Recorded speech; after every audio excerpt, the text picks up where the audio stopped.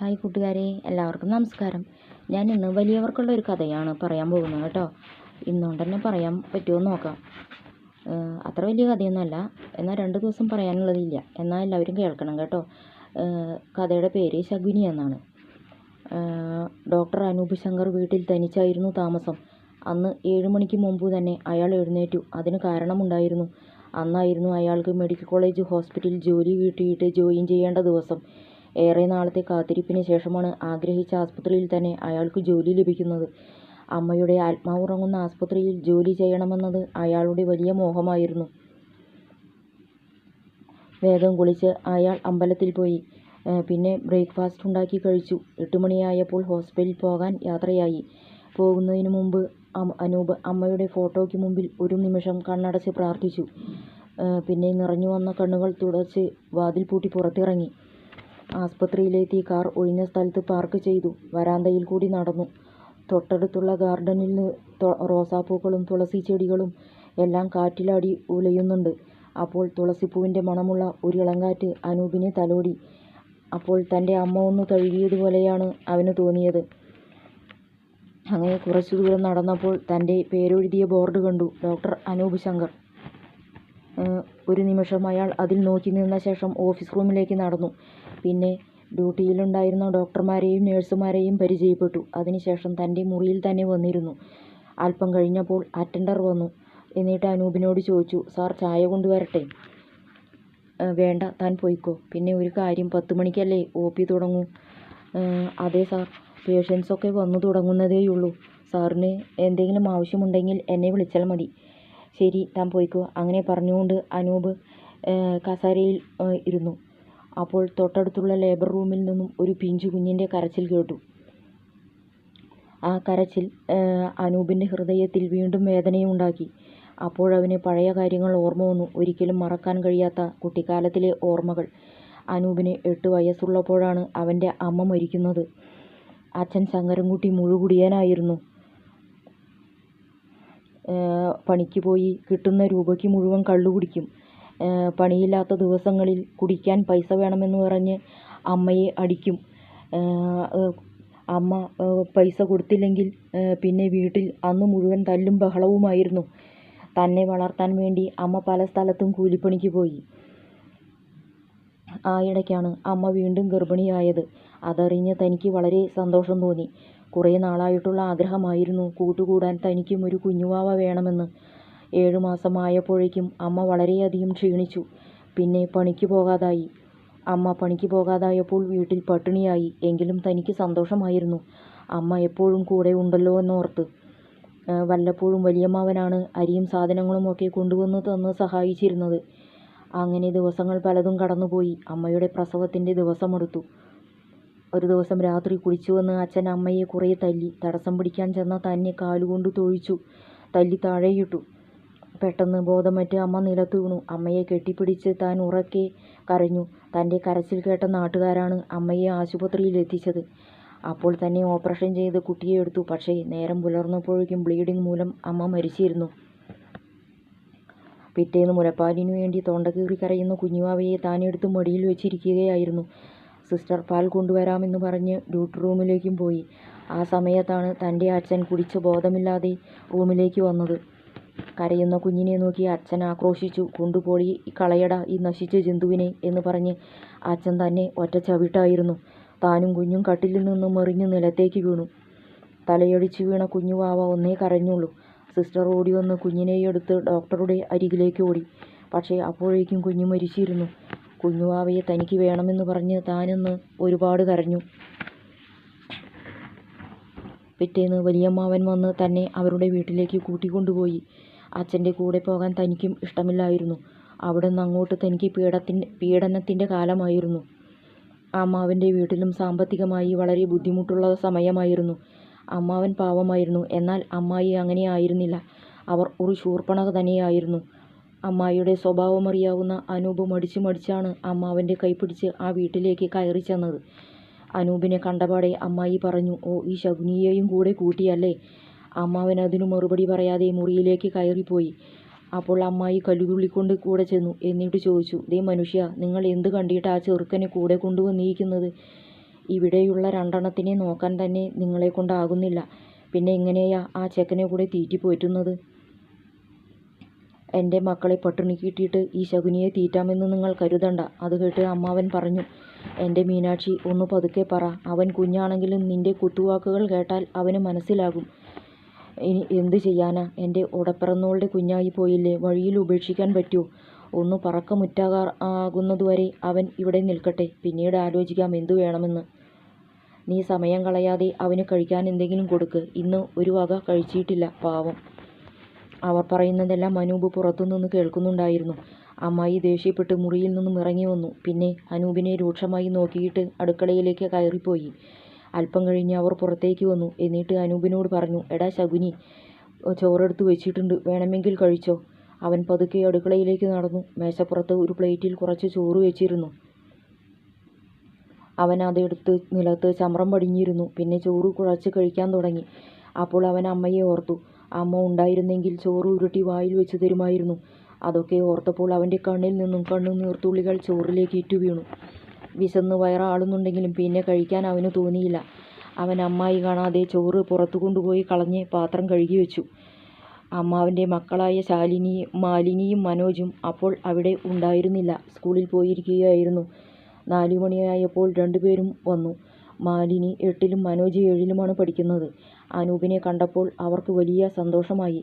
അപ്പോൾ മനോജ് പറഞ്ഞു, എടാ അനു, ഇനി നീ ഇവിടെയാണോ താമസിക്കുന്നത്? എങ്കിൽ നല്ല രസമായിരിക്കും, നമുക്ക് എപ്പോഴും കളിക്കാമല്ലോ. അത് കേട്ട് അമ്മായി പുറത്തേക്ക് വന്നു. പിന്നെ മനോജിനോട് പറഞ്ഞു, പിന്നെ നിങ്ങൾ ഈ ശകുനിയോടുകൂടെ ഒന്ന് കളിക്കുന്നത് കാണണം. രണ്ടിനെയും പിന്നെ ഞാൻ വച്ചേക്കില്ല. അങ്ങനെ പറഞ്ഞ് മീനാക്ഷി അടുക്കളയിലേക്ക് നടന്നു. പിന്നെ മക്കൾക്ക് കഴിക്കാൻ ചായയും പലഹാരങ്ങളും എടുത്തു വെച്ച് അവരെ വിളിച്ചു. പിന്നെ രണ്ടുപേരെയും അടുത്തിരുത്തി നിർബന്ധിച്ച് അതെല്ലാം കഴിപ്പിച്ചു. അതെല്ലാം കണ്ടപ്പോൾ അനൂപിന് സങ്കടം തോന്നി. നിറഞ്ഞു വന്ന കണ്ണുകൾ തുടച്ചുകൊണ്ട് അവൻ മുറ്റത്തെ മാവിൻ ചുവട്ടിലേക്ക് നടന്നു. അനൂപ് അമ്മാവൻ്റെ വീട്ടിലെത്തിയിട്ട് 1 മാസമായി. അവൻ വീണ്ടും സ്കൂളിൽ പോയി തുടങ്ങി. അവനെ സ്കൂളിൽ വിടുന്നത് അമ്മായിക്ക് ഒട്ടും ഇഷ്ടമില്ലായിരുന്നു. എന്നാൽ അമ്മാവൻ്റെ നിർബന്ധപ്രകാരം അവൻ വീണ്ടും പോകാൻ തുടങ്ങി. അമ്മായിയുടെ വാക്ക് കേട്ട് മാലിനിയും മനോജും ഇപ്പോൾ അനൂപിൻ്റെ കൂടെ കളിക്കാൻ ചെല്ലാറില്ല.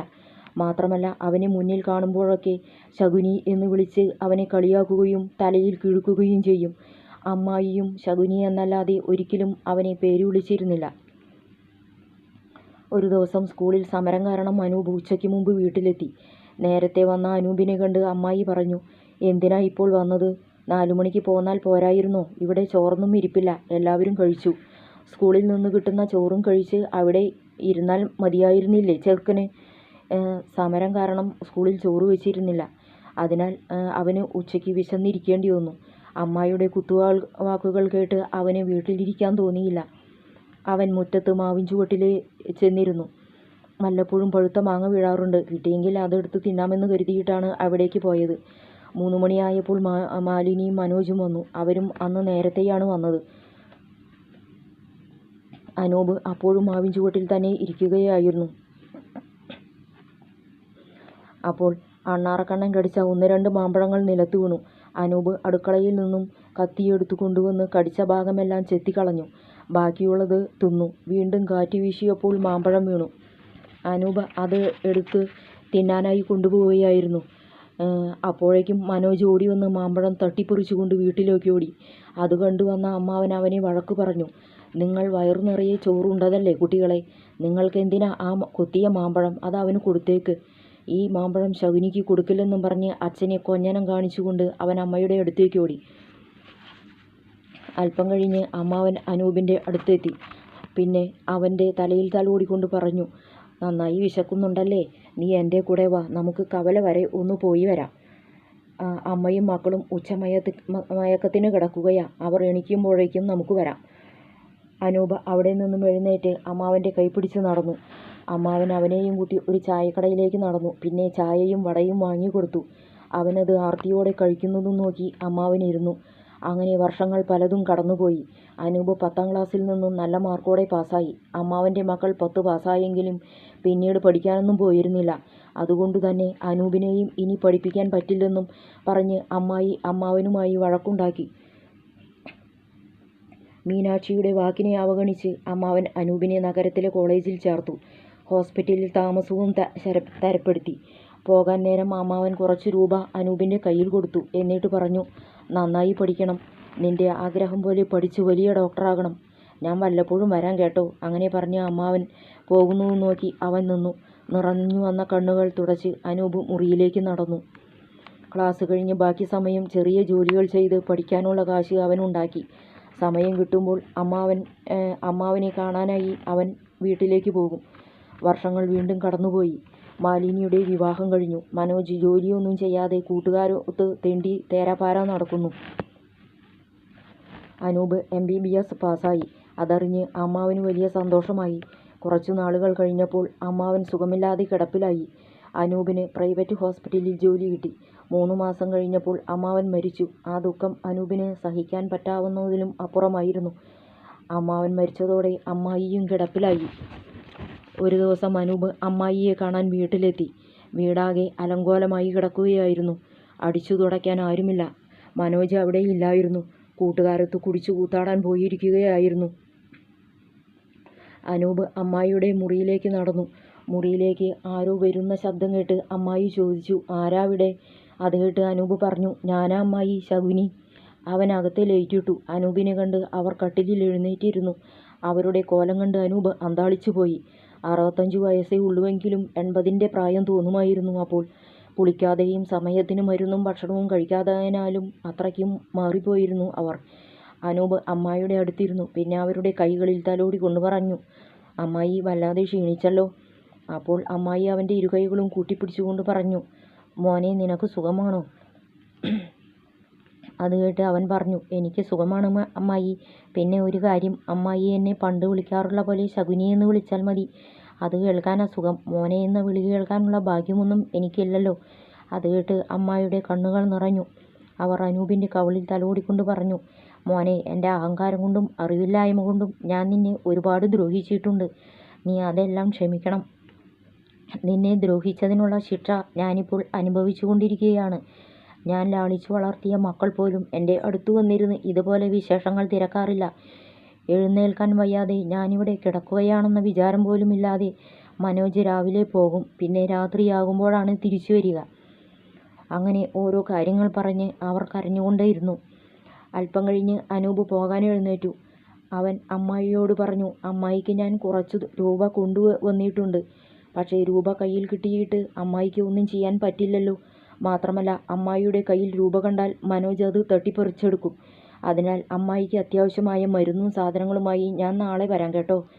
അങ്ങനെ പറഞ്ഞ് അവൻ അവിടെ നിന്നും നടന്നു നീങ്ങി. മീനാക്ഷി നെടുവീർപ്പിട്ടുകൊണ്ട് വീണ്ടും കട്ടിലിൽ കിടന്നു.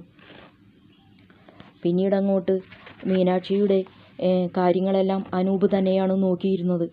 6 മാസം കഴിഞ്ഞപ്പോൾ അനൂപിന് വിദേശത്തേക്ക് പോകേണ്ടതായി വന്നു. 1 മാസത്തേക്കായിരുന്നു ആ യാത്ര. അതിനിടയിൽ അമ്മായി മരിച്ചു. അതിന് അനൂപിന് നാട്ടിലെത്താൻ കഴിയുമായിരുന്നില്ല. അതവന് വലിയ വിഷമമായി. എപ്പോഴും അമ്മായിയുടെ ശകുനി എന്ന വിളി അവൻ്റെ കാതിൽ മുഴങ്ങിക്കൊണ്ടിരുന്നു. സാർ, പത്തരയായി, പേഷ്യൻസ് കാത്തു നിൽക്കുന്നു. അറ്റൻഡർ വന്ന് വിളിച്ചപ്പോഴാണ് അനൂപ് ഞെട്ടി ഉണർന്നത്. നീണ്ട ഒരു സ്വപ്നം കണ്ടതുപോലെ അവന് തോന്നി. കർച്ചീഫ് എടുത്ത് മുഖം അമർത്തി തുടച്ചു. പിന്നെ അറ്റൻഡറോട് പറഞ്ഞു, ഓരോന്നോർത്ത് സമയം പോയത് അറിഞ്ഞില്ല. ടോക്കൺ പ്രകാരം പേഷ്യൻസിനെ അകത്തേക്ക് കടത്തി വിട്ടോളൂ. അങ്ങനെ പറഞ്ഞുകൊണ്ട് അനൂപ് ശങ്കർ കസേരയിൽ നിവർന്നിരുന്നു. കൂട്ടുകാരെ, ഈ കഥ നിങ്ങൾക്ക് ഇഷ്ടപ്പെട്ടോ? ഇഷ്ടപ്പെട്ടാൽ ലൈക്ക് ചെയ്യാനും ഷെയർ ചെയ്യാനും സബ്സ്ക്രൈബ് ചെയ്യാനും മറക്കല്ലേ. നല്ലതാണെങ്കിൽ നിങ്ങളുടെ കമൻറ്റ് ബോക്സിൽ കൂടി നിങ്ങളുടെ അഭിപ്രായങ്ങൾ പറയണം കേട്ടോ. അടുത്ത നല്ല കഥയുമായി ഞാൻ 2 ദിവസം കഴിഞ്ഞ് വരാം. നമസ്കാരം, ടാറ്റാ.